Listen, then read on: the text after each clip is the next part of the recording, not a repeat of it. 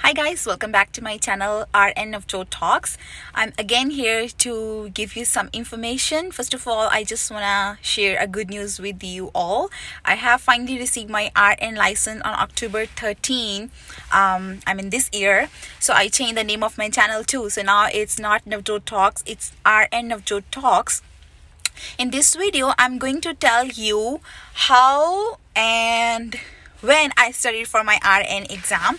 So I just want to tell you that I was supposed to write my NCLEX exam last year in 2020 around March or February, but because of COVID it got postponed, and then after that it was always postponed, I think more than 3 times. So finally in this year I was given a date in July.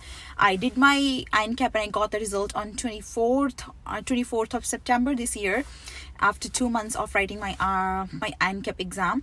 And I just booked my NCLEX exam, the Canadian version. I didn't go for the American version.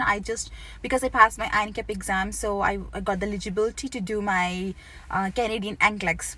So I booked a date for my Canadian NCLEX and I studied for around 7 to 8 days for my NCLEX.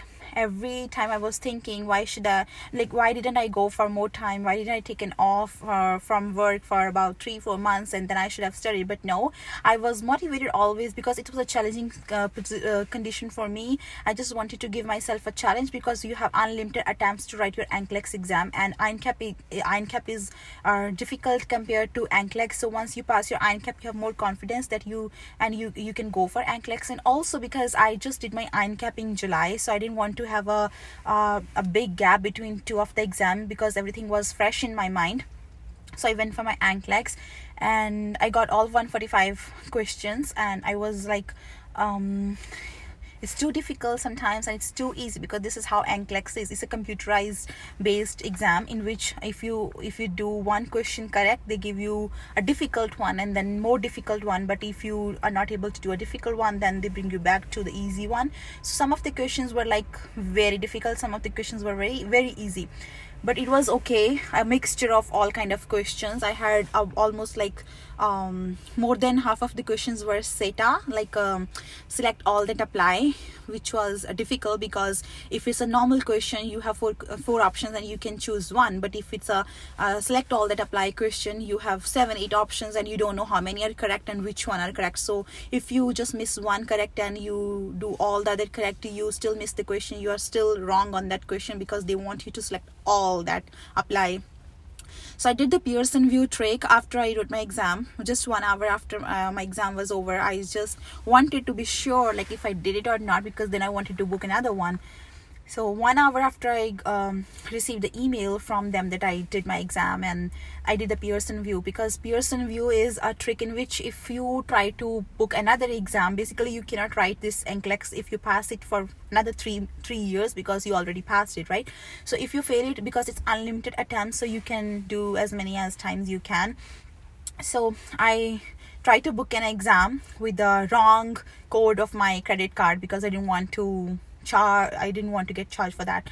So they said you already just booked an exam or something, a message which I don't remember what message it was, but it meant that I just did my exam.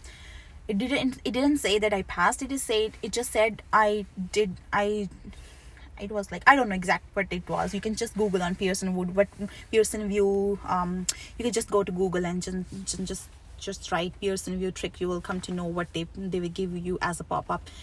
So I was like fully confident. I started calling my family and then my friends. I passed my NCLEX, but I was like, is it okay? Then I searched, it's 99.9% correct. In my case, it was 100% correct that I passed my exam, and I had a good pop-up from the Pearson view.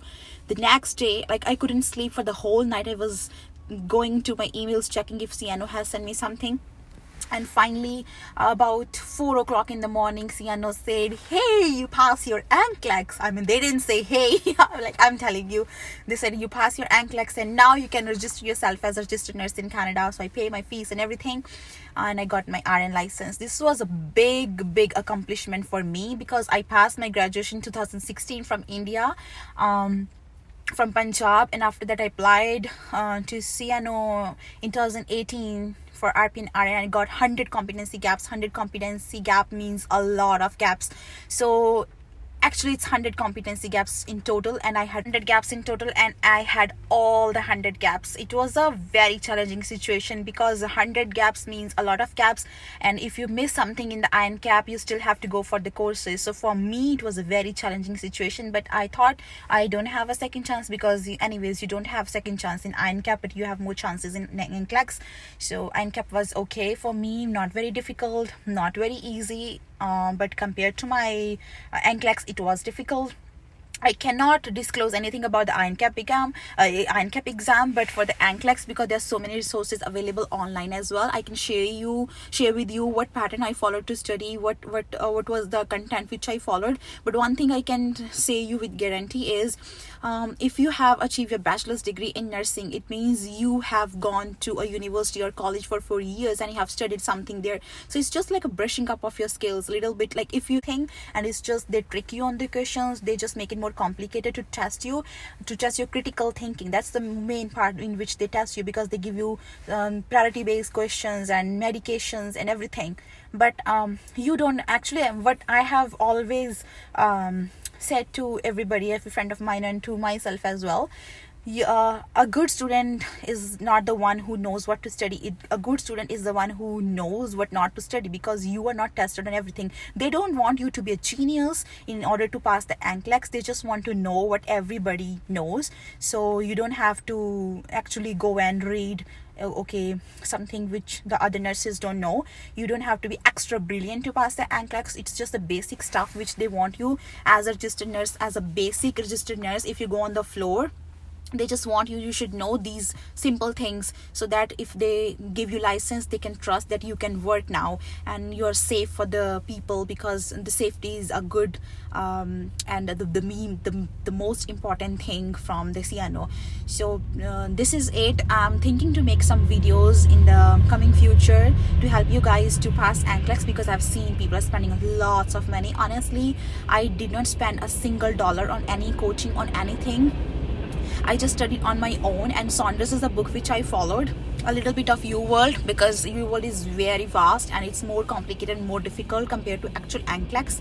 But it says it prepares you for the NCLEX, but it makes you a very intelligent and sharpness. That part I can say if you do the whole UWorld, you can very confidently go to the floor and work, because it gives you a lot of knowledge. And NCLEX doesn't really ask you those kind of questions. It just is more complex, but NCLEX is more basic compared to UWorld. But Saunders is okay. Saunders, if you do everything from Saunders, you're still gonna pass your NCLEX exam, because I only had 7 days to study, and I didn't read every chapter. I didn't read every word to word. It's just the simple things which I read, and I was like, okay, they can test me on this, because this thing is contraindicated in this disease. This is contraindicated with this patient, so maybe they just want to know this from me. So I was thinking in that way.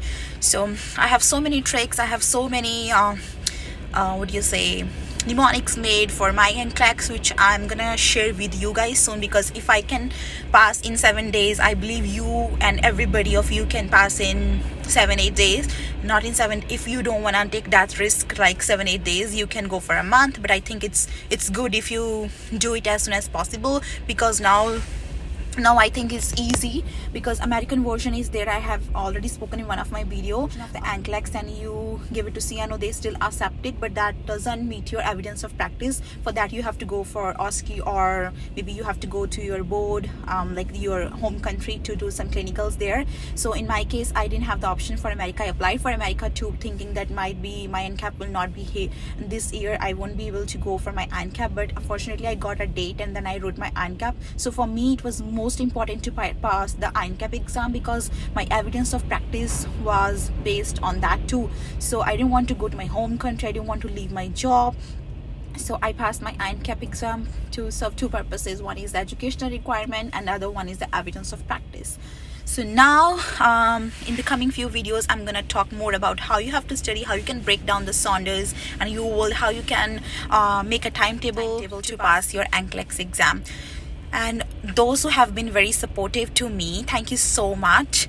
And one thing I can say you, if you are motivated, God creates the things for you in a way that the things, there's a movie Om Shanti Om, so there's a dialogue they say, if you want to achieve something, then the whole universe starts to manipulate the things so that you can get that thing. Yeah, it's true, really true. So I was like always very positive, like, oh, one day I would be an RN.